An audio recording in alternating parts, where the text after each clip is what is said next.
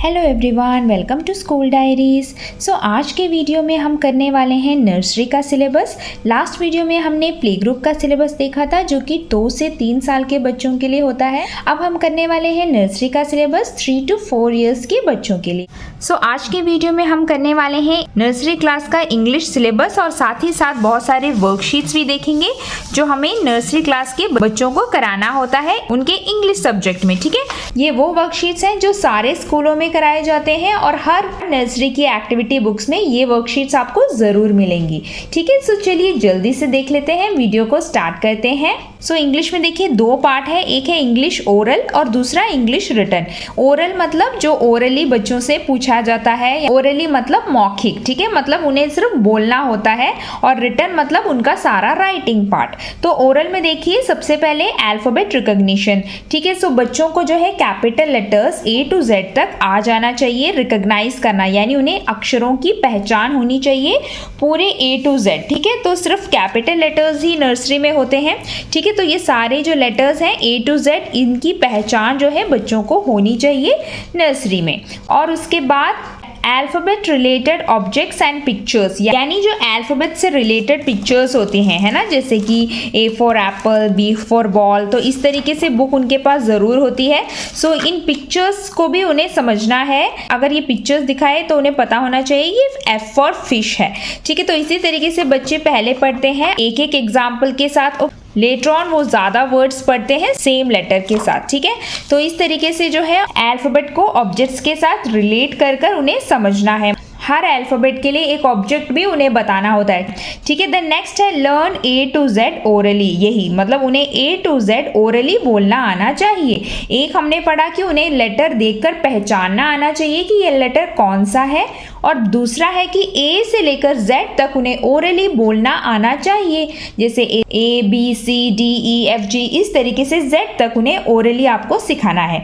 ठीक है, तो ये है अल्फाबेट्स के बारे में। देन नेक्स्ट देखिए rhymes with action. So rhymes तो कराए ही जाते हैं, राइम्स की भी जो है एक किताब होती है। ठीक है, जिसमें छोटे छोटे राइम्स होते हैं, जो 4-5 लाइन की राइम्स होती है ना, ये सब वो राइम्स है जो बहुत ही कॉमन है। ठीक है, सो इस तरीके से कुछ राइम्स आपको उन्हें सिखाने हैं, 2-3 राइम्स। ठीक, जब ओरल एग्जाम्स होते हैं तो उनसे पूछा जाता है, ठीक है, कोई भी 1-2 राइम। वीडियोस में वो बहुत देखते होंगे आजकल राइम्स। ठीक है, तो उनमें से आपको कुछ राइम्स उन्हें सिखाने हैं विद एक्शंस। कोशिश करें कि वो एक्शन भी करे राइम के साथ। देन स्टोरी टेलिंग भी उनको की जाती है, यानी स्टोरी सुनाए जाते हैं।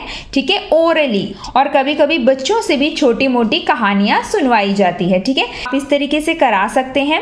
अब देखते हैं रिटन पार्ट में हमें क्या क्या कराना है। तो सबसे पहले है बेसिक स्ट्रोक्स। बेसिक स्ट्रोक्स हमने किया था प्ले ग्रुप वाले सिलेबस में भी। सो बेसिक स्ट्रोक्स मतलब वो जो अल्फाबेट लिखने के पहले कराया जाता है। सो देखिए यहाँ पे मैंने कुछ बेसिक स्ट्रोक्स पेस्ट करके रखे हैं, आप देख सकते हैं।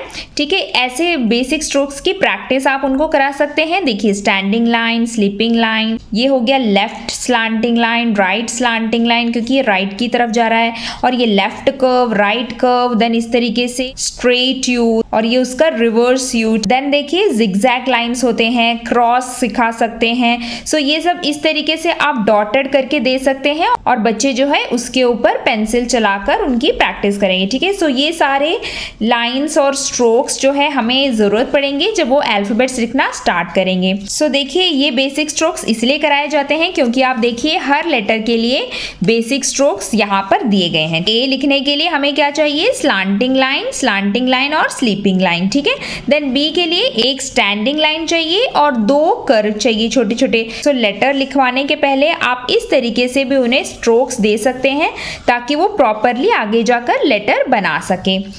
उसके बाद आता है अल्फाबेट राइटिंग, यानी जब हमने बेसिक स्ट्रोक्स कर लिया उसके बाद अल्फाबेट राइटिंग करवानी है, capital letters A to Z, और वो ABCD इस तरीके से हमें नहीं लिखवाना है। मैंने यहाँ पे ऑर्डर लिख लिया है, आप ये नोट कर लीजिएगा। ठीक है, सबसे पहले आपको L लिखवाना है, देन T, देन I। क्योंकि पहले जो है वो बेसिक स्ट्रोक्स में सिर्फ स्टैंडिंग लाइन और स्लीपिंग लाइन पढ़ते हैं। स्टैंडिंग लाइन और स्लीपिंग लाइन को रख के जो लेटर्स है ना वो पहले कंप्लीट करेंगे, उसके बाद जब हम कर्व पढ़ाते हैं तब जाकर हम सारे कर्व के ऊपर वाले अल्फाबेट्स उन्हें सिखाते हैं। ठीक है, तो सबसे पहले आप ये वाले लेटर सिखाएंगे और फिर यहाँ से आप सिखाना स्टार्ट करेंगे और फिर लास्ट में उन्हें पूरा A to Z लिखना आ जाएगा। ठीक है, सो ये हो गया राइटिंग पार्ट। ठीक है, अल्फाबेट राइटिंग हो गया। उसके बाद जब हमने अल्फाबेट राइटिंग कर लिया फिर करवाए जाते हैं बहुत सारी एक्टिविटीज और वर्कशीट्स जो हम यहाँ पे देखेंगे। ये सारे एक्टिविटीज और वर्कशीट्स आपको हर बुक में मिलेंगे और हर स्कूलों में ये कराए जाते हैं। ये सबसे इंपॉर्टेंट वर्कशीट्स हैं। ठीक है, जब उनके एग्जाम्स होते हैं ना तो क्वेश्चन पेपर में भी ऐसे ही वर्कशीट्स आते हैं जिनकी आपको प्रैक्टिस करवानी है। सबसे पहले देखिए ट्रेसिंग। ठीक है, तो ट्रेसिंग मतलब क्या, जब हम डॉट्स के ऊपर बच्चों को लेटर्स लिखवाते हैं। ठीक है, सो इस तरीके से आप हर लेटर की प्रैक्टिस करवाइए, जैसे A B C D। ठीक है, तो यही होती है ट्रेसिंग। डॉट में उन्हें लेटर्स दिए जाते हैं और उनके ऊपर जो है उनको इस तरीके से ट्रेस करना होता है। ठीक है, स्टैंडिंग लाइन, स्लीपिंग लाइन। ठीक है, सो ये हो गई ट्रेसिंग वाली एक्टिविटी। या फिर सारे लेटर्स एक साथ दीजिए पूरे A से लेके Z तक और उनसे आप इस तरीके से ट्रेसिंग करवा सकते हैं। ठीक है, और वो डॉट्स को मिला के एक एक लेटर बनाने की कोशिश करेंगे। सो ये होता है ट्रेसिंग एक्टिविटी। देन नेक्स्ट देखिए letter to letter match.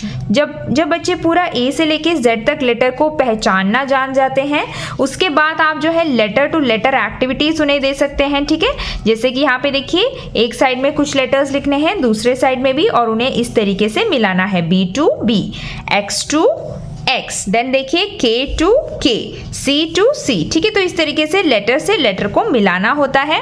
The next activity है लेटर टू पिक्चर मैच, यानी लेटर्स होते हैं, एक तरफ लेटर्स लिखना है दूसरी तरफ पिक्चर्स। ठीक है, सो N for knows, so N को नोज से कनेक्ट करेंगे। देखिए Z for zebra, so Z से जीब्रा को कनेक्ट किया। M for mango. ओके, सो इस तरीके से आप उन्हें एक्टिविटीज दे सकते हैं लेटर्स टू पिक्चर मैच की। ठीक है, और वो इस तरीके से मिला लेंगे अल्फाबेट और उनसे रिलेटेड पिक्चर्स भी वो सीख जाएंगे। लेटर टू पिक्चर मैच का एक और तरीका है, जैसे कि इस तरीके से आप बीच में लेटर्स लिखेंगे और दोनों तरफ पिक्चर बनाएंगे, यानी A फॉर एप्पल भी होता है और A फॉर एक्स भी होता है, तो ये भी मिला लिया। ठीक है, तो दोनों तरफ से मिलाने का मैचिंग एक्टिविटी। ठीक है, देखिए C फॉर कैट भी होता है, C फॉर कैट, और C फॉर कार भी होता है। ठीक है, तो दोनों साइड में बच्चों को जो है मिलाना होता है। ये भी एक मैचिंग एक्टिविटी है, इस तरीके से दे सकते हैं। देन नेक्स्ट देखिए सर्कल द लेटर या सर्कल द पिक्चर। सो इसमें आपको जो है पिक्चर्स देने हैं और उनके आगे कुछ लेटर्स लिख देने हैं। ठीक है, तो ये क्या है, J फॉर जीप है। इन 3 लेटर्स में उन्हें बताना है कि ये पिक्चर कौन से लेटर से रिलेटेड है और इस तरीके से सर्कल मारना है। इसको बोलते हैं सर्कल द करेक्ट लेटर। जैसे यहाँ पे पॉट का पिक्चर है और P फॉर पॉट है, सो हम P पे सर्कल मार देंगे। ठीक है, तो ये होता है सर्कल द करेक्ट लेटर। ठीक है, I से आइसक्रीम। तो ये एक एक्टिविटी हो गई जो आप करा सकते हैं। ओके, सो ये सारे letter to picture match activities हैं। अगर वर्कशीट्स आपके पास अवेलेबल ना भी हो तो आप जो है सिंपल पिक्चर्स बना सकते हैं। ठीक है, जैसे ये हो गया, ये जो हम ड्रॉ कर सकते हैं। ठीक है, और उनको जो है इस तरीके से सर्कल द लेटर वाली एक्टिविटी हम करा सकते हैं। अब इसी एक्टिविटी का उल्टा भी दे सकते हैं कि जैसे एक लेटर दिया और 3 पिक्चर दे दिए। जैसे यहाँ पे एक पिक्चर और 3 लेटर है ना, इसी का उल्टा आप दे सकते हैं कि एक लेटर दे दिया और 3 पिक्चर दे दिया। ये दोनों तरीके से दे सकते हैं, पिक्चर 1 और लेटर 3, या फिर लेटर 1 दे और उसके साथ 3 पिक्चर्स दे दिए। सो इस तरीके से हम सर्कल द लेटर वाली एक्टिविटी करते हैं। देन नेक्स्ट देखिए मिसिंग लेटर्स। कुछ लेटर्स आपको हटा देने हैं पूरे A to Z में और बच्चों को जो है वो मिसिंग लेटर्स लिखने होते हैं। यहाँ पे A to Z आपको लिखना है और बीच बीच में ब्लैंक्स छोड़ देने हैं। ठीक है, तो वो जो है बीच में फिल करेंगे। जब उन्हें A to Z लिखना आ जाएगा ना, तब वो आराम से ये कर लेंगे कि इनमें से मिसिंग लेटर्स कौन से हैं, यानी जो लेटर्स मिस हो गए हैं, जो यहाँ पर है नहीं। ठीक है, तो इस तरीके से मिसिंग लेटर्स वाली एक्टिविटी भी उन्हें जरूर से करवाइए।